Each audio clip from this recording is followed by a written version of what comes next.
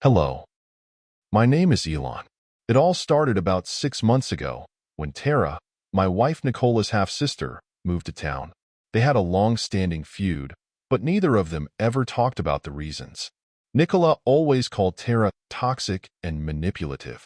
When Tara approached her, saying she wanted to reconnect, Nicola was skeptical but agreed. The first few weeks were normal, even pleasant. Family dinners, polite conversations. But then everything changed. Tara started dropping by unannounced. At first, I didn't mind. She was funny, charming, and had a way of making everyone laugh. But Nicola's behavior changed. She became distant with me, short-tempered, and overly critical. One evening after Tara left, Nicola accused me of paying too much attention to her. I laughed, thinking it was a joke, but Nicola was completely serious. That night she said something that stuck in my head. She's always trying to take away what's mine. From that point on, every interaction with Tara became a minefield. If I laughed at one of her jokes, Nicola would shut up, set her jaw, and look at me as if I had betrayed her. She began accusing me of flirting with Tara. I tried to convince her that I had no interest in Tara, but Nicola was oblivious. The arguments escalated. At first, they were snide comments about how I lit up when Tara walked into the room. Then they escalated to outright accusations of infidelity or emotional cheating. I couldn't believe what I was hearing. Nicola and I had been married for 6 happy years. Sure, we had our ups and downs, but this was different. I began avoiding Tara altogether, but that didn't help.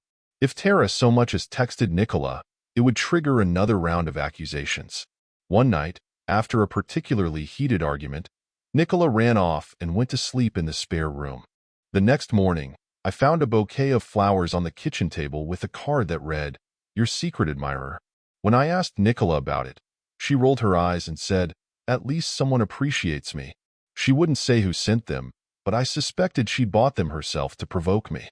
I didn't rise to the bait. A week later, Nicola started talking about a new colleague at work, Arnie. At first, she mentioned him casually, mentioning how funny and smart he was. Then she started dropping hints about how much they worked together. Late nights, team lunches, that sort of thing. At first, I didn't think much of it, but then the selfies started coming. Nicola sent me a photo of her and Arnie at some fancy restaurant. They were smiling, holding glasses of wine, and she captioned it, "Work dinner. Don't wait up." I tried to keep my cool, but it was obvious what she was doing. Nicola wasn't subtle. When she came home, she made a big show of how much fun dinner had been and how Arnie was just getting her going. I bit my tongue, not wanting to give her the satisfaction of her reaction. The next day, she sent me a photo of another bouquet, roses this time, with a note that said, "Thinking of you." No information about the sender. Nicola was being coy, saying, "I think I have a secret admirer." I knew it was all a setup, but I couldn't figure out why. Was she trying to make me jealous? Punish me for something? Or was it because of Tara? After weeks of mounting tension, I decided to confront Nicola about everything. I told her I felt like she was deliberately sabotaging our relationship, that jealousy and blame were tearing us apart. She didn't deny it. Instead, she threw up her hands and said, "Maybe I'm tired of feeling second best." "Who?" I asked, genuinely confused. "To Tara," she screamed, tears streaming down her face. "Do you think I don't see the way she looks at you? She always needs to be the center of attention. Always." I told Nicola she was ridiculous, that there was nothing between me and Tara, but she shook her head. "You don't understand," she said. "She's been doing this to me my whole life. And now she's trying to take you away." I didn't know what to say. On the one hand, I could see that Nicola was deeply hurt and truly believed what she was saying. On the other hand, her paranoia was off-putting to me. Last Friday, Nicola went out for a drink with Arnie. Around midnight, she sent me a photo of them at the bar. She had her hand on his shoulder, and they looked a little comfortable. I didn't reply. I spent the rest of the night wondering if she was really cheating on me, or if this was another ploy to get me worked up. When she got home, I tried to talk to her, but she dismissed me as being over the top. I reminded her that she was the one who had accused me of inappropriate behavior, and here she was acting in exactly the same way she had accused me of with Tara. She shrugged and said, Maybe now you know what it's like. It hit me like a punch in the gut. Now I'm stuck. Part of me wants to fight for our marriage, to convince Nicola that she has nothing to worry about, that I'm not interested in Tara or anyone else. But another part of me feels like I'm fighting a losing battle. Nicola's jealousy and games are wearing me down, and I'm not sure how much more I can take. So I decided to take action and make my own rules for this game, if that's what my wife really wanted. So, yeah, when I came up with the idea of fighting fire with fire, I went for it. I'm not proud of it, but at that point I was willing to try anything. It all started with a conversation I never thought I'd have. Tara came over to our house one evening to deliver something to Nicola. As soon as Nicola disappeared upstairs, I turned to Tara and said, "Can I talk to you for a minute?" Tara raised an eyebrow. "That should be good." "I need your help," I said. "Nicola's jealousy of you is destroying us, and now she's dragging this guy Arnie into it to make me jealous. I think the only way to get her out of this is to beat her at her own game." Tara folded her arms. "Let me get this straight. You want me to help you make her think we're having, what, an affair?" "Not exactly," I said quickly. "Just give her a taste of her own medicine. Make her realize what she's doing to me." Tara laughed, a sharp, amused laugh. "You want me to fake flirt with my brother-in-law? That sounds like a terrible idea. I'm in." I hadn't expected her to agree so easily, but Tara was always unpredictable. We had discussed the details that evening.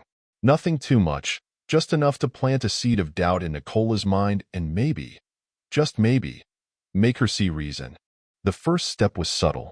Tara invited me to help her buy some supplies for a home renovation. When we returned, Nicola was sitting in the living room, scrolling through her phone. I brought out a box of paint samples, and Tara followed me, chuckling at something I'd said.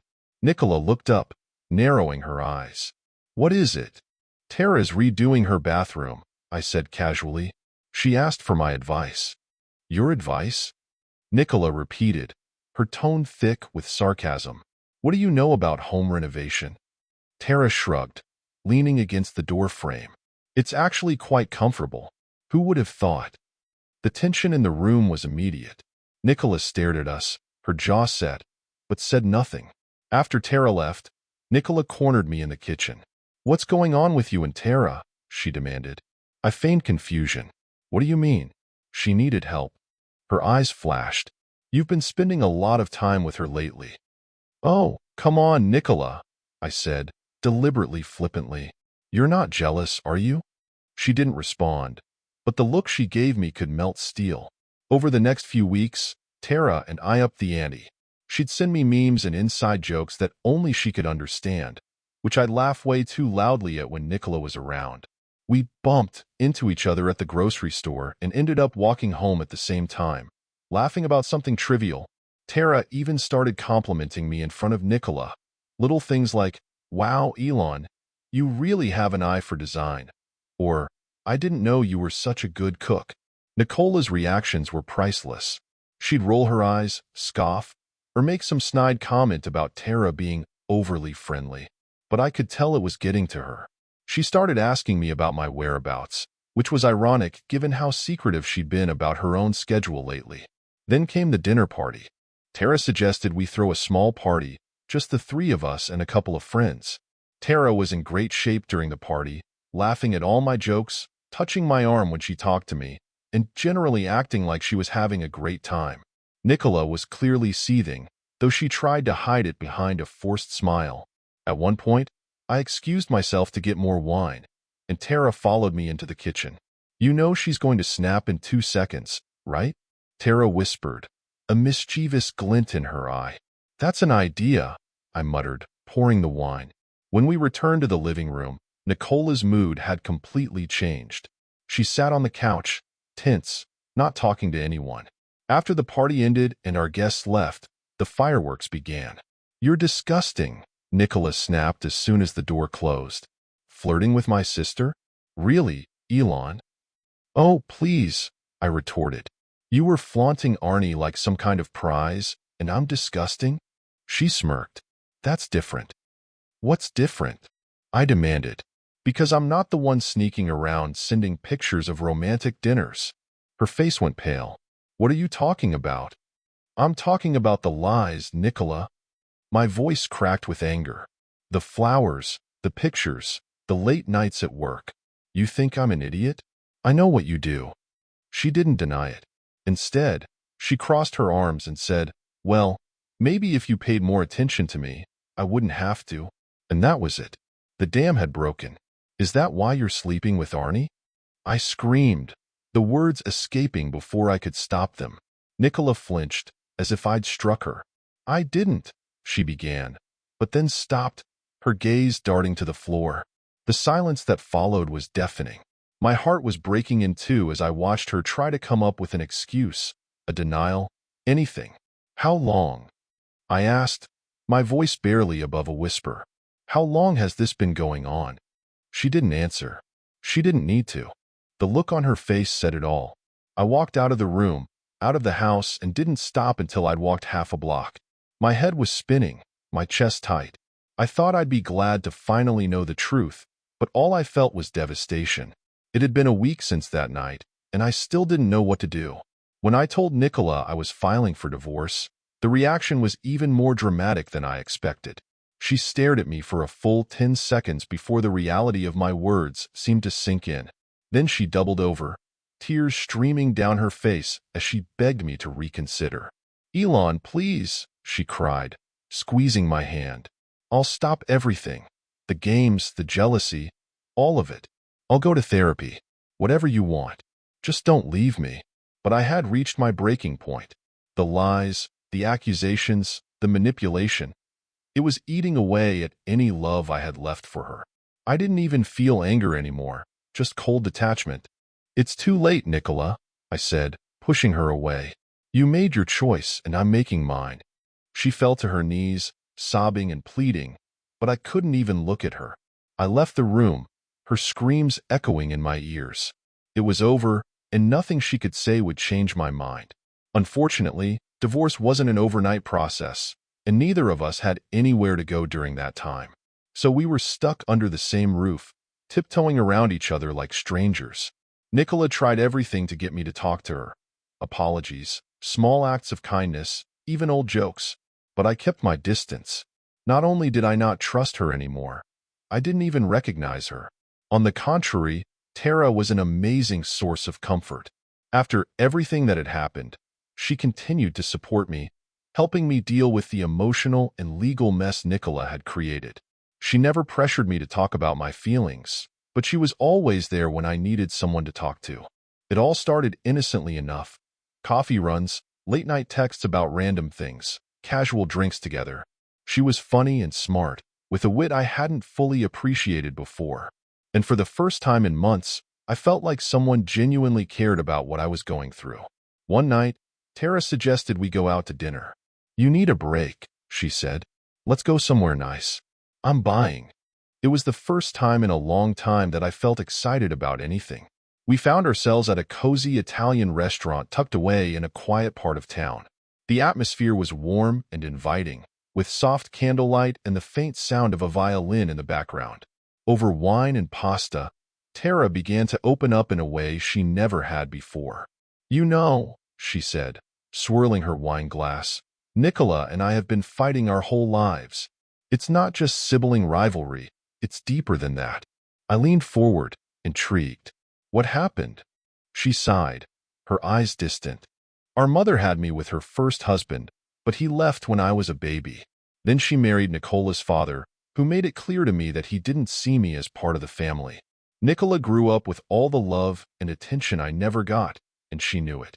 She bossed me around, like it was my fault that her father didn't care about me. It's horrible, I said, my chest tightening at the thought. No child deserves that. It is what it is, she said, shrugging. But it shaped our relationship. Even now, Nicola sees me as a threat, like I'm still trying to take something from her. I shook my head. You never tried to take anything from her. She smiled sadly at me. Well, maybe still. We locked eyes, and for a moment the air between us changed. There was a warmth there, an unspoken understanding that neither of us wanted to acknowledge but couldn't ignore. I cleared my throat and looked away, but the moment dragged on. When we decided to continue the evening at my place and returned home, Nicola was gone, probably at one of her late work dinners. Tara followed me inside, carrying the bottle of wine we hadn't finished at the restaurant. "Want a nightcap?" she asked, holding the bottle. I nodded, and we settled into the living room. The conversation picked up where we left off, becoming more personal with each glass. Tara opened up about her struggles, her dreams, and the resentments she'd carried for years. I found myself sharing things I'd never told anyone, not even Nicola. As the night wore on, the space between us on the couch grew shorter. At one point, her hand brushed mine, and neither of us pulled away. The next thing I knew, we were kissing, the wine forgotten on the coffee table. It was electrifying, years of tension and unspoken feelings finally coming to a head. Her hands were in my hair. My arms were around her tiny waist, and everything else was gone. I pulled her close and we were on our feet, barely making it to the hallway before we were tugging at each other's clothes. But then, just as we were on the verge of something we couldn't take back, the front door opened. Nicola stood in the doorway, her purse in her hand, her eyes wide with shock. For a moment, neither of us moved. Then her expression twisted into something I can only describe as pure rage. "What the hell is going on here?" she screamed, her voice echoing throughout the house. Tara and I pulled away from each other, both half-dressed and completely panicked. "Nicola, this isn't," I started, but she cut me off. "Leave it," she snapped, her voice shaking. "I can't believe you would stoop so low, Elon. And you," she turned to Tara, her face flushed with anger. "I knew you were a snake, but this is disgusting." Tara tried to speak, but Nicola had already stormed upstairs, slamming the bedroom door. I stood there, shirtless and stunned, as the reality of what had just happened sank in. Tara looked at me, her face pale. "I have to go." I nodded, unable to form a coherent response. She grabbed her coat and left without another word, leaving me alone in the wreckage of what should have been a moment of clarity but had turned into an even bigger mess. "Goodbye,"